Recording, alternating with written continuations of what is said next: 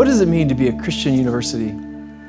At Whitworth, we've identified 3 pillars that together articulate our theological identity and self-understanding. These 3 pillars are evangelical, ecumenical, and reformed. Let me tell you what we mean by those here at Whitworth. I'll start with evangelical. By evangelical, we don't mean the socio-politically loaded term that can be identified with a certain voter bloc or particular issue in the world. Instead, we mean the historical use of the term, the good news that Jesus Christ is Lord.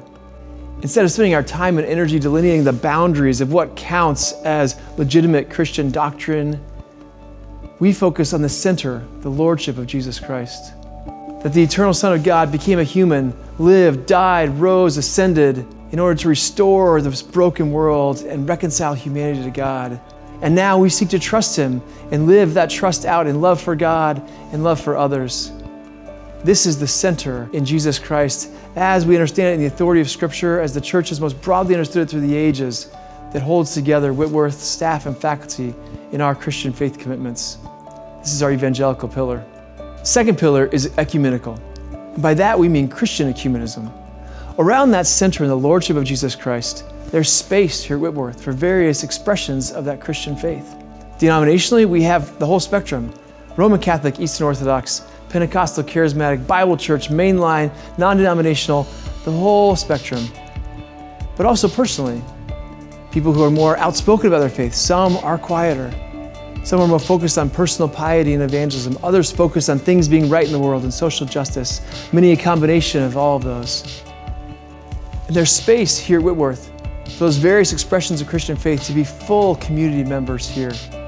We believe this provides for a rich and meaningful learning atmosphere for students who see various models of faithful Christian living.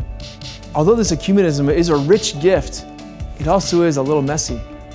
You may be sitting at a staff or faculty meeting next to someone who is a faithful Christian but holds a different perspective on a social issue than you do. And you didn't know someone could be a Christian and think that way. They might be thinking the same about you. It might feel like it would have been easier if we had just all signed off on our 10 or 12 doctrinal commitments so that we could all be on the same page. But that's not how the world works. And that's not how the church works either.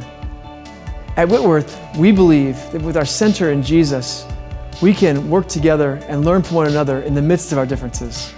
This is our ecumenical pillar. The third pillar is reformed. And the reformed pillar gives us our marching orders for why we are a university at all and how we do education and spiritual formation. Let me unpack that a little bit. In the Reformed tradition, we believe that when God made humanity, God didn't just make us to live in the world and exist. God made us to make things of the world as image bearers of our Creator.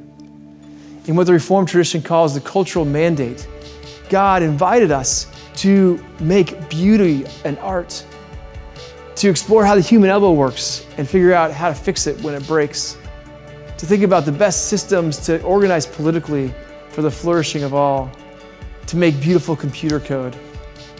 In all these ways and more, we are made to be God's sub-co-creators in the world, ones who make things of the world for the flourishing of all. And so when George Whitworth, a Presbyterian pastor, came to found an institution of higher learning in 1890, he didn't found a Bible college or a seminary.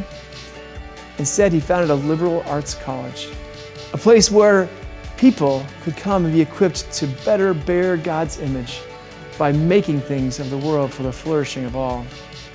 This equipping happens every day at Whitworth, in the classroom and in many ways outside of the classroom. The Reformed tradition also gives us the gift of how we do education here. It reminds us that God is a big God and that all truth is God's truth. As a result, we don't have to protect God from tough questions or controversial issues. Instead, we can ask away and trust that the pursuit of truth will not lead us away from God.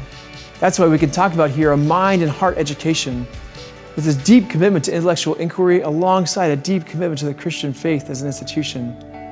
We don't see these two as in tension, but actually working together as we trust in the big God the Reformed tradition gives us. The Reformed tradition also gives us a gift in how we think about spiritual formation. It tells us that God is reaching out to us in grace, so we are free from coercing students to God. At Whitworth, there are very few requirements around Christian faith and practice. There's one biblical literacy class, and there are a couple of worldview courses that include Christian elements.